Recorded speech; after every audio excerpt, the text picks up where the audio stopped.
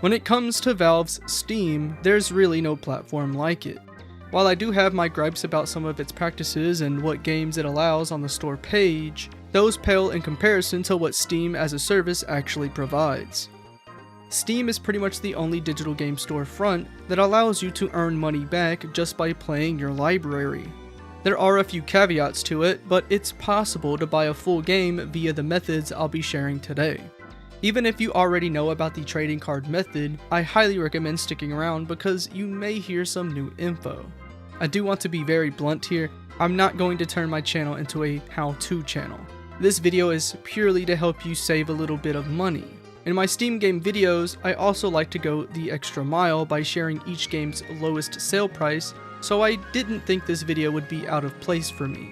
Also, the Steam summer sale is very near and I figured it'd be nice to share some money tips ahead of time. Even if you're watching this later on, there's always a Steam sale throughout the year. Alright, I've yapped enough. On with the video. First off, I'm going to start with the most basic way of making some money, and that's with the trading cards. Believe it or not, many friends I've had over the years did not know that you could sell your Steam trading cards. For some reason, I kinda just thought that it was a well-known thing for Steam users. I've used this method many times to not have to pay the taxes of a game with my real money. I seriously hate paying taxes for digital goods, and it used to not be that way in the state that I live in, but what are you gonna do? FBI, open up! Here's how to get to your Steam trading cards. You want to hover over your name next to Community, and once you're there, go down and click Inventory. Here's where all your cards will be, as well as other things like backgrounds and other freebies that Steam gives out. To sell your cards, just click on it and you will see two options. The first option is to turn the card into gems, which is another thing I'll touch on here in a bit, but the second option is to outright sell the card. Usually, more than likely, you want to just sell the card rather than turn it into gems, and again, we'll get to that in a second. Selling a card is very simple. Once you've clicked the card, you can click sell and a new screen will pop up. This is a graph telling you the market value of this specific card and how much it fluctuates at a given time. Now you can sell it for the highest price that everyone else is selling it for, or you can go a cent or two below to sell yours a little faster. Once you've decided that you want to sell it, type in the price on the right side and Steam will show you how much you'll be receiving on the left. When you're ready, just hit OK, and you may get a pop-up asking you to confirm it on your phone via the Steam app. If you don't already have the app, I highly recommend it as it is also a good security option if you ever get locked out of your account or if you're too lazy to sign in. Once you've confirmed it, it'll be put on the marketplace waiting to be bought by another Steam user. So yeah, if you want to have taxes of a game taken care of, you can sell a couple of cards and maybe you'll have a few cents to $1 to put towards your next game purchase. Now we can start getting ready to talk about the gems aspect of trading cards, but first we need to talk about how you even receive trading cards. So when you're playing a game, you will occasionally be rewarded a card, usually when you get an achievement in a given game, but not all games give out cards. To know if a game gives out cards through your library, simply click on the game and scroll down. Trading cards are found below your achievements on the right. If you don't see any, then that game doesn't offer trading cards. Some games will never implement them, but in most cases, I've found that developers update their game and include them later on. Here's where the catch comes into play regarding how many cards you can actually receive by playing. Hover over your name again and this time click on Badges. This will show you how many cards you have in a given game. If you notice on the far right of each widget, for me it says that I have no card drops remaining. This is the catch. If I scroll down, you can see that I still have drops to collect for my other games. There are only a few cards that you can receive for free per game. All games have their own set amount as they all do not have the same card count. By giving you a chance to collect half or less of the game's card pool, you will need to buy the other half. Now of course, you don't need to buy trading cards. After all, they are called trading cards. If you have a buddy that has a card you want, you can trade with them. You can also trade using the trade forum. Simply click on a badge and scroll down until you see the Visit Trade Forum. Sometimes there's no one trying to trade, but if you do find someone willing to trade, you can see what they are asking for. If there's nothing worth trading for, then you can start your own by starting a new discussion. Alright, so now that we have a good understanding of cards, we can finally get into gems. Usually, it's not worth it to turn your cards into gems. I'm only getting about 10 to 11 gems if I were to turn any of these cards into gems. That amount is worth less than the 5 or so cents I would be getting if I just sell it. The only way I'd turn any card into gems is if I cannot sell a card for whatever reason. Other than that, I usually don't. If you have enough gems, you can sell that if you pack it into a sack. As for what gems can do, well, they can be accumulated, and with enough gems, you can create booster packs. If you have some gems, simply click on it and click on Create Booster Pack. It'll take you here where you can pick what game you want to make a pack for.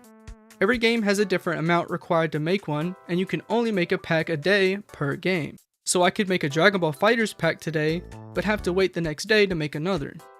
You can still make multiple packs for other games in a single day, but not the same game twice in a day. These are blind boosters, so essentially you are gambling for a specific card if that's what you're looking for.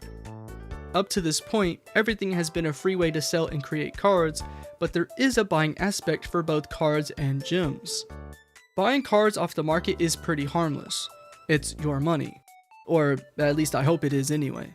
But buying gems via the marketplace is basically gambling. You can only use gems to create booster packs, which are blind card packs like in real life. That's really their only purpose. I wouldn't recommend buying a sack of gems, but I did so for the sake of this video. Sacks cost almost $1 for just one, so it really is not worth the trouble. Now let's switch over to badges and what they are good for. Badges help level up your account, and you will need to level it up in order to gain the most from Steam itself. There are some useless benefits to leveling up, like having an extra showcase for your profile, which is just showing off your awards and whatnot. What we are here for is the monetary aspect of leveling up. You can level up as many times as you want, however, I would only focus on leveling up to level 50, as that is pretty much the cap for the trading card usage. What I mean by that is, for every 10 levels you will have an increased drop rate of a booster pack. As you can see here, the cap is at level 50, so you no longer have to really level up beyond that. Here's the numbers to get an idea of the XP required for each milestone. To level up quickly, I suggest going to the Steam Point shop and scroll down to Seasonal Badge. As you can see, these are winter themed, but I'm sure that will change in the following weeks. Use all of your Steam Points to get as much of these as you can. This will level you up much faster. If you don't know how to get Steam Points, there's only one way, and that is by buying games on Steam. The lower cost of the game, the less points you will receive. You can also get badges specifically tied to a given game in your library by completing the set of cards. You do manually have to turn them into badges, however. I wouldn't recommend doing this unless you really just love a specific game. Completing a game-specific badge will award you with a little goodie that may or may not have any value that can be sold for money. You should look up what a game gives if you really want to go that route. Of course, there are games you can play that have their own market on Steam like Dota 2 and CSGO. I wouldn't recommend playing those games for the sole purpose of gaining money. I feel like at that point it's more of a job and not really a stable one at that. If you so happen to enjoy playing games like those, then I'd say go for it. I don't know about Dota, but CSGO requires you to pay $15 up front to even get and sell its items. The game is free to play, but the $15 is to have better matchmaking and again, get and sell its items. Also, the Prime status upgrade never goes on sale from what I've read, so there's that. The last thing I want to touch on is knowing the value of what cards go for by buying the game, and how to see what you can get if you end up turning a full set into a badge. SteamCardExchange.net is an excellent visualizer on what to expect in terms of the different tiers of badges, as well as possible cosmetics you can gain through them. To look for a specific game, just type out the title in the search bar at the top and you'll see a bunch of games appear. I'm using Sonic X Shadow Generations as an example here since I recently purchased it. As you can see, there is the usual pricing for each card, with the foils being a lot more pricey. Just below them, there's the cost of a booster pack. Again, these are blind packs, so you'd be gambling for any specific card. If we keep scrolling, we then get to the badges. These are what upgrading each badge would look like. The foil badge is only what I can assume is from completing a set of foil cards. if you remember what those were going for, it's not really worth it.